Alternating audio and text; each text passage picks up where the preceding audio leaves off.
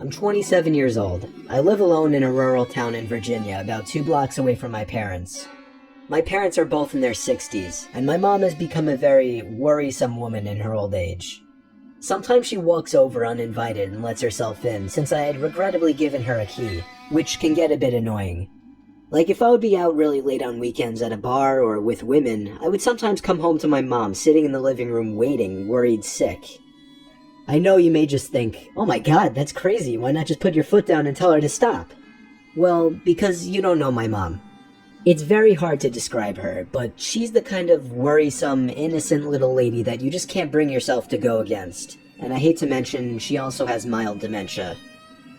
Anyway, this was Saturday night. I think it was around 2 in the morning. I was at a nearby club with a group of college friends, really the only place to hang out in this boring town, and I was getting ready to head home. I said goodbye to all my friends and walked the 3 blocks it took to get back to my house. I walked up my front stoop in my drunken haze and dug my hand in my pocket for my keys. When I grabbed the doorknob, I realized it was unlocked. My mom was here again. I quietly opened and shut the front door, locking it behind me. I put my keys on the kitchen counter and found a note written in my mom's handwriting saying, "You forgot this at our house, next to the box of half-eaten cake my parents didn't want." I didn't see my mom anywhere, so I assumed she must have gone upstairs to sleep in the guest bed until I got back, which is something she would commonly do as well. Then I heard footsteps upstairs, confirming it, and that's when I sighed once again. 27 years old, almost 3 in the morning, and she still has to wait up and treat me like a child. I ran upstairs to check the guest bed, empty, along with all the bathrooms. I was afraid Mom was having one of her episodes due to her condition, so I ran to the phone to call my dad.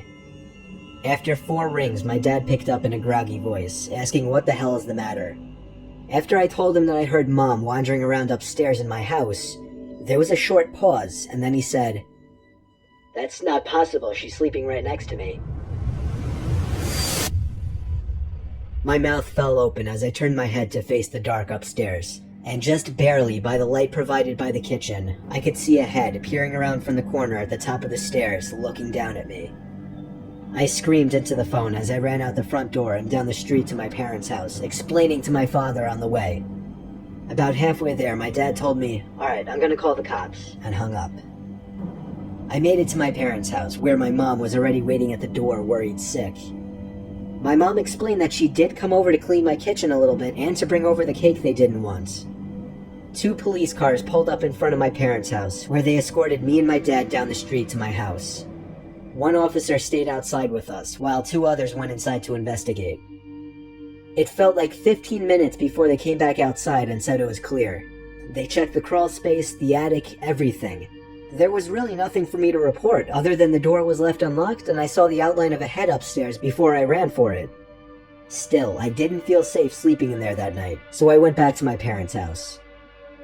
Me and my dad are certain that my mom simply forgot to lock the door when she left, as her memory has been getting worse over the past few months. My dad has been stopping her from coming over alone from now on, which makes me both sad but also relieved. Some nights, I still get paranoid that whoever was in my house that night never left, and is still hiding in here somewhere.